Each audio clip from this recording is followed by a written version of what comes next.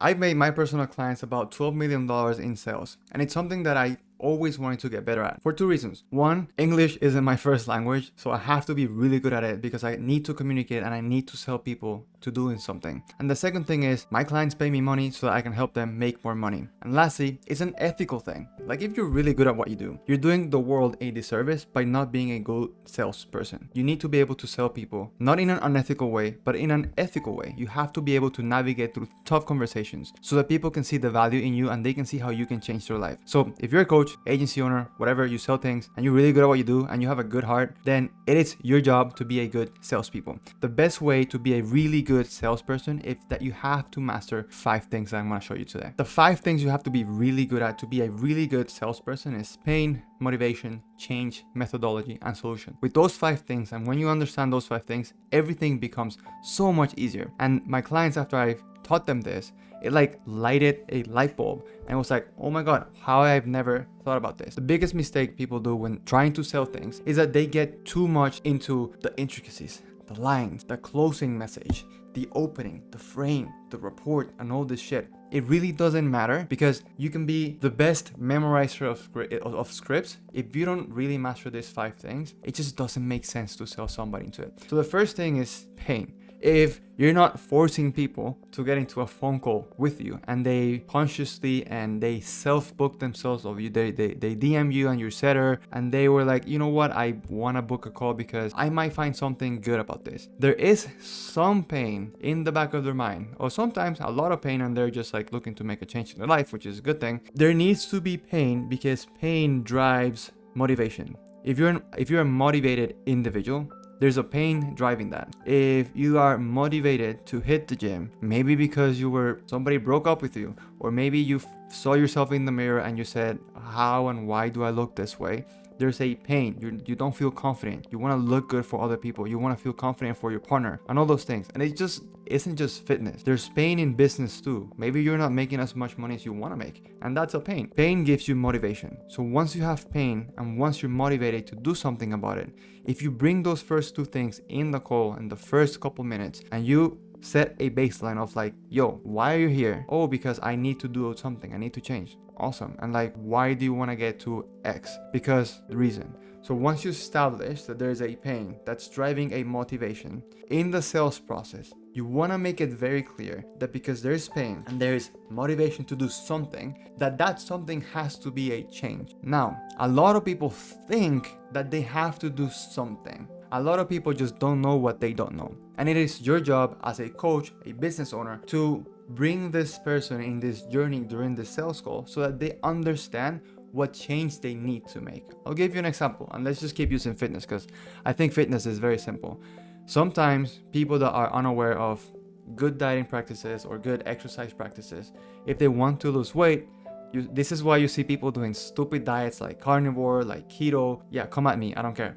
And they do all other things like they stop eating for a bunch of hours. It's because there's pain to lose weight. There's motivation because they want to do something about it. And then the change that they think that they need to do is bad change. So when they're in a phone call with you or Zoom or whatever, it's your job to make them align to the fact that the best thing that they can do with that pain and motivation is to do a specific change. And that's what you do in the sales call. You make them understand that, yo, you're doing all these things. You've been trying all these things. You've been hiring all these people. You've been trying to do all these different apps and different things out there. And none of that has worked. So the only thing that makes sense is that you need to do something different. Stop doing those dumb diets. Stop doing all those PDF programs that you're buying that are just generic and very cookie cutter and they don't work. Let's use the fact that you're in this call so that I can show you what's that thing that you need to make. Once you establish that there's some pain because they're in this call for some reason, and you've established that they're motivated to do something about it, because let's be real, sometimes people are just okay being miserable. You can do 2 things. You can bring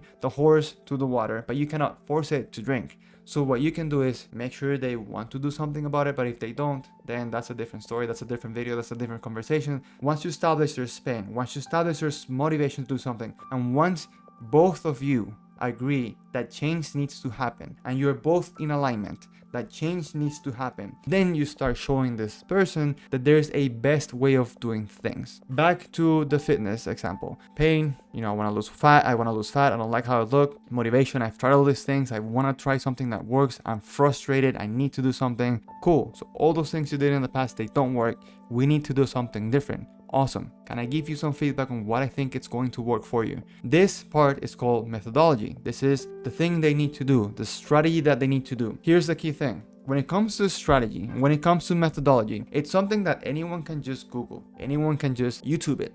Anyone can just find it for free online, or anyone can just buy a book and see how to do it. With fitness, if you want to drop pounds of fat, this looks like a fitness video. If you want to drop pounds of fat, you just gotta get on a calorie deficit. That's it. So you have to come into the agreement that the best way to lose that weight for that person that's on the call is throw away all those different things that she or he was doing and understand that you just need to get on a calorie deficit that you enjoy. Not only that, you also want to get stronger because let's be real, nobody likes somebody that's super skinny. So let's put some muscle on your frame and let's look good. But the way to do that, you gotta train. And then things are gonna get hard. You're not always gonna lose. You're not always gonna be losing fat. Sometimes you're gonna hit a plateau, and sometimes the weight's not gonna be moving at the gym. So let's be real. You're gonna need somebody that has done these things hundreds or even thousands of times with thousands of other people. If you want to lose fat and look good, you have to get a calorie deficit. You have to train and hit the gym, and you want to be with somebody that's guiding you on the right way. My mentor told me this and I loved it. The best line when you're presenting the methodology is, whether you work with us or not, these are the things you have to do. When it comes to business and B2B, if you're gonna come work with me, the things that I'm about to show you, or the things that I show in my VSL, whatever, I don't care. Literally, if you do those things, you're going to succeed. Whether you work with me or not. I'm gonna send you this video, watch it.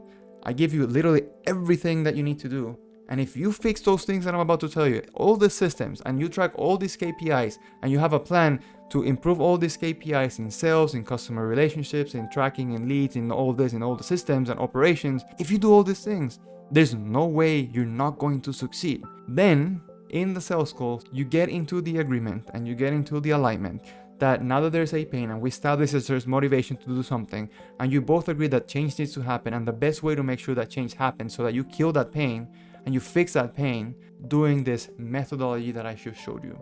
In fitness is doing that. In business is doing this. Maybe in mindset is doing something else. You just show the person, okay? You're not selling your thing. You're just being an authoritative figure, and you're showing the person what path they need to take. Your solution doesn't matter. They don't care. Trust me, they don't. They're in this call because they're in pain. They're motivated to do something, so they were motivated to book a call with you and spend 1 hour of their Friday night with you. Show them.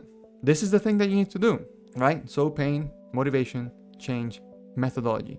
So when you're all in agreement that there's pain, that there's motivation, that change needs to happen, and this methodology is the best thing, then that's when you pitch your solution. Only when all the parties are in alignment with the things that need to happen, so that you use your motivation to crush that pain that has been lingering in your mind for the past 6 to 5 years. So once you do all these things, you're gonna be a happy person. And when both of you are in agreement, you pitch your solution. Because now they agreed on everything you just said. So hey, my solution does these things that you just said you like them, and here's the proof of me doing these things repeatedly. So I'm the guide in your journey. I'm gonna be the hero in your journey, and you're gonna do the things that I'm about to tell you because it's the thing that I just showed you, but I'm gonna package it in this way that it's enjoyable and you can do it, and this is my solution. And it just makes much more sense when you're selling something, when everyone in the call is in agreement that these are the things that need to happen. This is the solution that uses the methodology we just agreed on, that we're going to be using that methodology because that's the change that needs to happen, because you're motivated to do something, because there's a pain in your head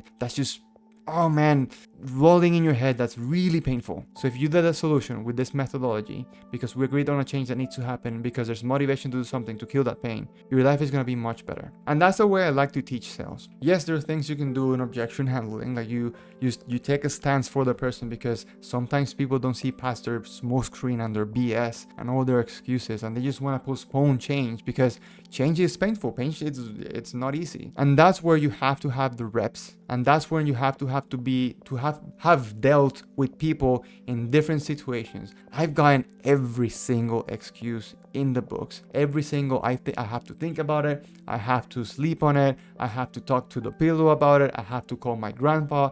I have to pray on it, I've gotten everything. But it's much easier to deal with an objection when everyone's in agreement and everyone's in the same team. We're both agreed that this needs to happen. We both agree that this is a change that is going to happen. We both agree that this is the methodology we're going to use or you're going to use on your own, because I don't care.